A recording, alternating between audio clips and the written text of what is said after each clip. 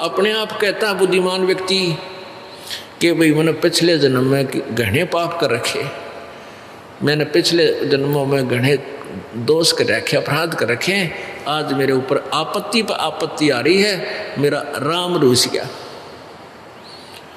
और जिसके सब सुख हैं, अच्छी व्यवस्था है, बच्चे भी ठीक हैं, पूरी संतान संपत्ति है, तो आम व्यक्ति भी नो क्या करें भाई ये तो घना पुण्यकर्मी प्राणी है, यानी घने अच्छे कर्म कर रहा है पिछले जन्म। तो पुण्यात्माओं, अब पुण्य से तो सुख है और पाप से दुख है। मान लीजिए आपके पुण्य भी थोड़े हैं और पाप गणे हैं, तो पाप से तो आप पर आपत्ति आ रही है, और फिर आप कहाँ जाते हो? संतों के पास। देखो भले ही ज्ञान का डंगा कर रखा है ऋषियों ने, फिर भी आत्मा को परमात्मा की चाह अब भी लगी रही, और उसको ये भी पता है कि भगवान एक ऐसी शक्ति है वो हमारे दुखों का निवारण कर सकती है, और ये भी मालूम है कि परमात्मा साधु संत रूप में ही कहीं ना कहीं मिलता है।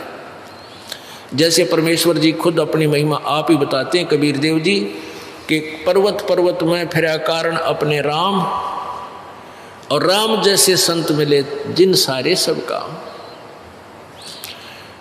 अब क्या बताते हैं कि मैं अपने दुख निवारण के लिए, यानी परमात्मा से ही हमारे दुख निवारण हो सकते हैं, उस परमात्मा के लिए पर्वत पर्वत पर जहाँ भी जिसने बता दिया कि वहाँ संत है, वहाँ संत है, वहाँ संत है, या उस मंदिर में मत्था टेकने से सुख होता है, वहाँ गुफा में जाने से ऐसे होता है, केदारनाथ पर पहुँच जाते ये दुख दूर हो जाता है। तो कहते हैं इन सब स्थानों पर मैं गया लेकिन कोई राहत नहीं मिली, और कहते हैं राम जैसे संत मिले, क्योंकि जिस संत से और हमें राहत मिली, परमात्मा वो दुख दूर हुए, पाप नाश हुए, तो सुख हुआ। तो कहते हैं राम जैसा संत मिले जिन सारे सब काम। तो इतना भी ज्ञान है कि परमात्मा की प्राप्ति संत, परमात्मा से मिलने वाले राहत संत के माध्यम से ही मिलते हैं। तो इससे परमात्मा खुद ही अपनी महिमा बताते हैं कि संत साहिब के लाडले, ये जो संत जो होते हैं, भक्त जो संत होते हैं, जो परमात्मा के जो संत होते हैं, यानी जो परमात्मा ही संत रूप में आता है, तो वो उससे हमें सब सुख होते हैं। तो उसको कहते हैं, उसने एक कहूँ या दो, वो जिस संत से हमारे काम ठीक हो गए उसने भगवान कहूँ या परमात्मा कोई और मानो, यानी और परमात्मा भले ही हो, परंतु हमने जिस संत से सुख मिले हमारे लिए, तो वो भगवान हो गया, और वही परमात्मा के गुणों से युक्त है।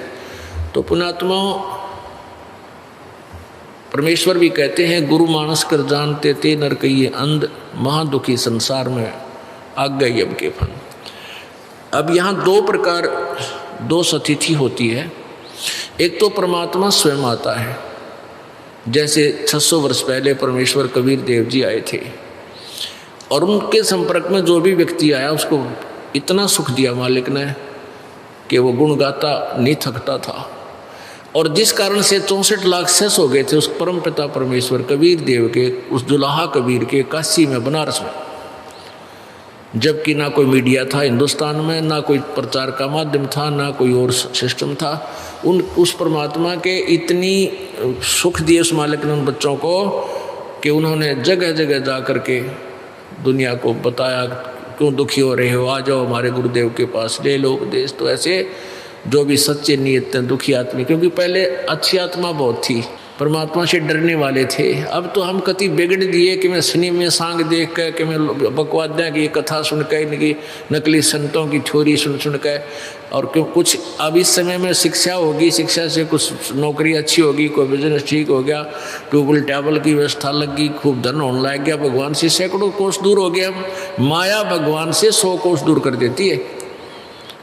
इसलिए परमात्मा कहते हैं, राम रट दारिद्र बला टूटी घर की छान, और वो सुंदर महल किस काम के जहाँ भक्ति नहीं भगवान।